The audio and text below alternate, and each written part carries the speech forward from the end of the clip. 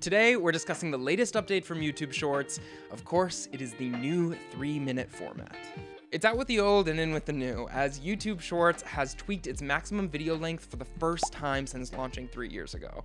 Now, this rollout is literally happening as we speak, and it's expected to be completed globally by the end of November. Now, if you're wondering how this change affects you, or if you're curious as to see how you might utilize this 3-minute format in your content creation, well, stay tuned. First up, let's quickly address the new format. YouTube Shorts has tripled its maximum video length to 3 minutes.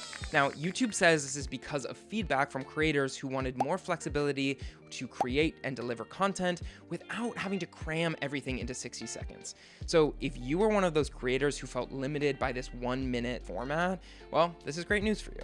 But how does that affect monetization? Well, it doesn't. YouTube Shorts will follow the same monetization process even with the extended length, so no change there. And how does it affect content creators? Now, this is the most important question, and we are going to break it down into 5 easy sections. The most burning question content creators are wondering is whether they should upload content as a YouTube short or as a normal video. With the extended 3-minute length, the lines appear more blurred than ever. Your main concern should be aspect ratio. Now, YouTube has taken matters into its own hands and confirmed that any video between 15 seconds and 3 minutes long and in vertical or square aspect ratio will automatically be classified as a YouTube short. So if you're shooting a video like this and it is under 3 minutes long, your video will only be available as a YouTube short. Now, remember, these changes are gradual. You might not see them reflected in your account right now, but these changes will be applied to everyone by the end of November. If this raises some red flags for you, then we recommend using Kapwing to place vertical content onto a landscape 16:9 canvas. You can upload your footage and then add it to a 16:9 canvas and add a colored background, image, or video. Now you'll be able to post the content as a regular YouTube video without any hassle. Okay, so now that we've gotten the technical aspects out of the way, let's chat content. YouTube Shorts attracts over 70 million daily views. But what is that demographic like? Is it different from regular YouTube videos? Well, it's easy to assume that that audience skews younger because it was created as a direct competitor with TikTok and Instagram Reels. So it's easy to assume that the audience is going to be somewhere around the average age of 16 to 25. However, research shows that the demographic is much broader than you may think, spanning from 16 all the way up to 65. So don't be misled to believe that YouTube Shorts is only for Gen Z and Gen Alpha.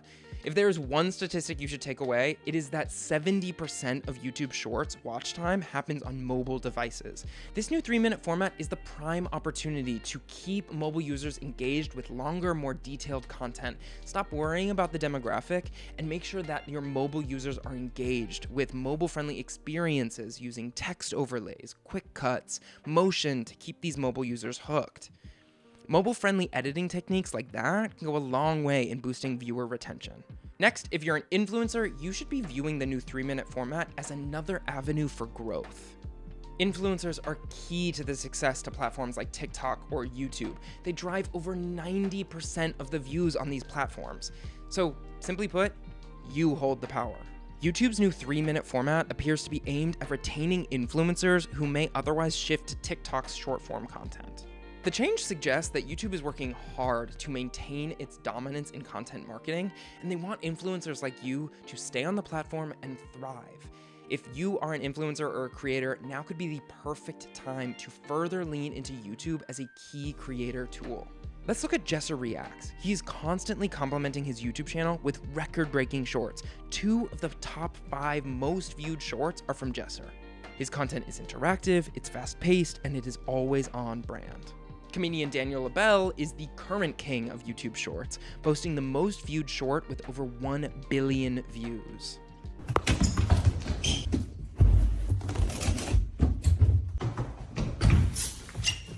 Now, the interesting thing about this video is that it is a part 2. Following the 3-minute YouTube Shorts announcement, creators on the platform immediately started to discuss how it would affect part 1 and part 2 videos, where creators split their uploads into 2 pieces. In Daniel's example, part 2 content like this should remain popular, and here's why. Daniel's part 1 didn't end on a cliffhanger where you needed to watch part 2 to understand the full context of the video. His content was just an extension of part 1 with more footage, which people could enjoy regardless of whether they had seen part 1 or not. Now, this type of content should continue to perform regardless of the new 3-minute rule. But where content is left with a cliffhanger in part 1, essentially asking users to subscribe to watch a part 2, this style of content could become outdated and unpopular if a large percentage of the YouTube community moves towards singular 3-minute videos. Just remember, while YouTube has created these tools, it is up to the content creators to determine how they're used. No one is forcing you to create longer 3-minute videos. However, we recommend keeping a close eye on what other content creators and similar channels are doing. If the community decides to ditch part 1 and part 2 content in favor of longer videos, you don't want to fall behind the trend and frustrate your audience with an outdated marketing trick. Keep a close eye on your views and always be ready for a shift in audience preferences. So let's wrap up this video by talking about what type of content might work best for 3-minute videos. Whatever your style of content, it is important to remember that YouTube Shorts provide less revenue per mile than regular YouTube uploads. Instead, content creators use Shorts as a powerful tool to promote and grow channels, and 3-minute videos should be viewed the same. Think extended highlights from podcasts, tutorials, news roundups, training videos, how-to videos, product demos, content that complements your main channel videos without giving everything away. So there you have it. I think we can all agree that this new 3-minute format, it really opens up new avenues for content creators. And I think that the person who creates this perfect balance between quick TikTok posts and full YouTube videos could be really onto something big. And hey, could that creator be you? Thank you so much for watching, and don't forget to like, subscribe, and hit that notification bell so you never miss an update. Oh, and drop a comment below. Do you like this new 3-minute format, or do you think that YouTube Shorts should stay short? Let me know what you think. I'd love to hear your thoughts.